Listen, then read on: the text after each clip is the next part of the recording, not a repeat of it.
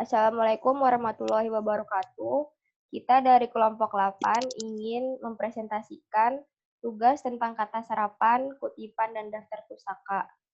Berikut nama-nama kelompok. Ada saya, Olivia Fitra Ali, ada Erlangga Sabda Pratama, dan ada Erwin. Langsung kita masuk ke materi pertama, yaitu kata serapan. Slide kedua, kata serapan. Sejarah kata serapan. Menurut Yuniarto, kata serapan atau seringkali disebut kata pinjaman merupakan kata yang berasal dari bahasa Indonesia ataupun bahasa asing. Kata serapan tersebut disesuaikan ejaan, ucapan, dan tulisannya sesuai dengan bunyi bahasa dari penutur atau masyarakat Indonesia. Pengertian dari kata serapan yaitu adalah kata yang berasal dari bahasa asing yang sudah diintegrasikan ke dalam suatu bahasa dan diterima pemakaiannya secara umum. Fungsi dan ciri dari kata serapan.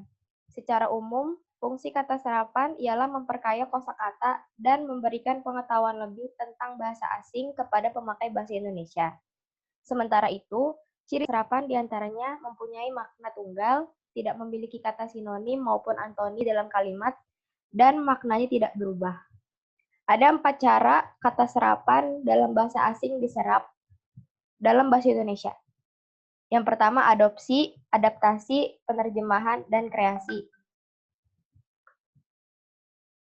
Berikut adalah pengertian dari adopsi. Cara adopsi terjadi apabila pemakai bahasa mengambil bentuk dan makna kata asing itu secara utuh atau keseluruhan. Sifat bahasa yang konvensional menjadikan tulisan dari kata serapan tersebut menjadi utuh. Contohnya plaza, supermarket, dan internet. Yang kedua ada adaptasi. Adaptasi dapat terjadi apabila pemakai bahasanya hanya mengambil makna kata asing itu. Sedangkan ejaan atau penulisannya disesuaikan dengan ejaan bahasa Indonesia, seperti multikultural menjadi multikultural. Yang ketiga ada penerjemah. Penerjemah terjadi apabila pemakai bahasa mengambil konsep yang terkandung dalam bahasa asing itu. Kemudian kata tersebut dicari padanannya dalam bahasa Indonesia, seperti try out atau uji coba. Yang terakhir ada kreasi. Kreasi terjadi apabila penggunaan bahasa Indonesia mengambil konsep dasar yang ada dalam bahasa Indonesia. Cara ini mirip dengan cara penerjemahan, namun tetap memiliki perbedaan. Cara kreasi tidak menuntun bentuk fisik yang mirip seperti penerjemah. Boleh saja kata yang ada dalam bahasa Indonesia aslinya ditulis dalam 2 atau 3 kata.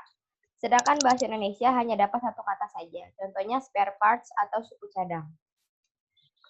Lalu ada unsur kata serapan. Dalam perkembangannya, bahasa Indonesia menyerap unsur dari berbagai bahasa lain, baik daerah maupun bahasa asing, seperti Sanskerta, Arab, Portugis, Belanda, atau Inggris. Berdasarkan taraf integrasinya, unsur pinjaman dalam bahasa Indonesia dapat dibagi menjadi 2 golongan besar. Yang pertama, unsur pinjaman yang belum sepenuhnya terserap ke dalam bahasa Indonesia, seperti reshuffle, shuttlecock, explanation de home, unsur-unsur yang dipakai dalam konteks bahasa Indonesia, tetapi pengucapannya masih mengikuti cara asing. Kedua, unsur pinjaman yang pengucapan dan penulisannya disesuaikan dengan kaidah bahasa Indonesia. Dalam hal ini diusahakan agar ejaannya dapat diubah seperlunya sehingga bentuk Indonesianya masih dapat dibandingkan dengan aslinya. Selanjutnya ada kutipan. Erlangga baca kutipan. Kutipan. Kutipan adalah pengulangan satu ekspresi sebagai bagian dari yang lain, terutama ketika ekspresi yang dikutip itu terkenal atau secara tersurat dihubungkan dengan kutipan ke sumber yang asli dan ditandai oleh selingan dengan tanda kutip. Fungsi kutipan: 1. Kegiatan pengutipan dapat menghindari pengutip dari kegiatan plagiarisme. 2. Membantu pembaca yang ingin memahami lebih lanjut tentang ide pengutip. 3. Sumber pengutipan yang digunakan dapat memberikan nilai terhadap karya ilmiah yang sedang atau telah dibuat. 4. Pengutip yang tepat akan mengamankan penulis pada ide orang lain yang salah dan menguatkan tulisan pengutip melalui kutipan yang dimuat dalam karya ilmiah. Jenis-jenis kutipan. Kutipan langsung, yaitu penulis menulis apa adanya teks yang dikutip. Kutipan tidak langsung, penulis menulis intisari dari pendapat.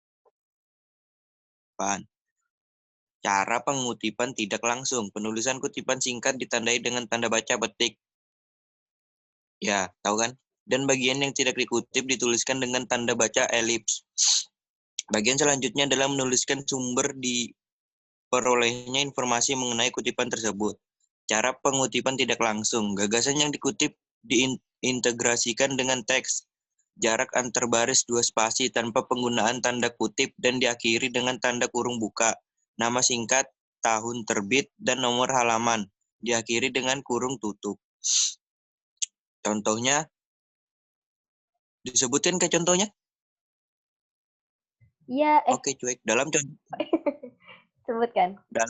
contoh penulisan kali ini, nama keluarga atau nama terakhir penulisan sumber acuan aslinya dinyatakan sebagai Z. Tuh, seperti itu. Kutipan tidak langsung. Inam dalam kurung 1999. Tanda, apa itu namanya? Tanda 2.2, 133 menyatakan bahwa bagi orang Minangkabau merantau telah lama melembaga dan menjadi bagian dari kehidupan sosial maupun pribadi mereka. Kutipan langsung. Selanjutnya, Daftar pustaka. Pengertian daftar pustaka adalah suatu susunan tulisan di akhir sebuah karya ilmiah yang isinya berupa nama penulis, judul tulisan, penerbit, identitas penerbit, dan tahun terbit. Daftar pustaka ini digunakan sebagai sumber atau rujukan seorang penulis dalam berkarya. Contohnya, contoh penulisan dengan jumlah penulis lebih dari 1 orang. Mana A.H, dan Putradani 1998. Metode pembelajaran untuk SEF. Jakarta, Bentang Alam Nusantara. Contoh penulisan tanpa nama penulis. Depak 2001 petunjuk pelaksanaan dan tata cara nikah adat Jawa. Jakarta 2 Depak. Tujuan dan manfaat. Tujuan utama dari daftar pustaka ini adalah untuk menunjukkan bahwa suatu tulisan atau karya ilmiah tidak hanya dibuat berdasarkan pemikiran orisinal seorang penulis saja, tetapi juga mendapat rujukan yang banyak dari berbagai pemikiran orang-orang lainnya. Adapun manfaat yaitu untuk mengarahkan pembaca suatu tulisan atau karya ilmiah ke rujukan-rujukan lain yang terkait dengan pembahasan di dalam tulisan maupun karya ilmiah itu. Rujukan ini sama dengan referensi terkait semacam buku, kajian, atau bentuk ilmu pengetahuan lainnya. Jadi pembaca bisa terbantu jika ingin mencari tahu lebih dalam atau lanjut soal topik atau permasalahan tertentu pada buku tersebut. Penulisan daftar pustaka. Jika Anda menulis suatu daftar pustaka, Anda tidak bisa mengerjakannya secara sembarangan. Penulisan harus berdasarkan aturan yang sudah diterapkan dan diberlakukan secara umum. Ada beberapa aturan umum dalam penulisan daftar pustaka, yaitu penulisan nama yang tersusun dari 2 kata atau lebih, penulisan nama predikat, urutan penulisan daftar pustaka, urutan isi berdasarkan abjad.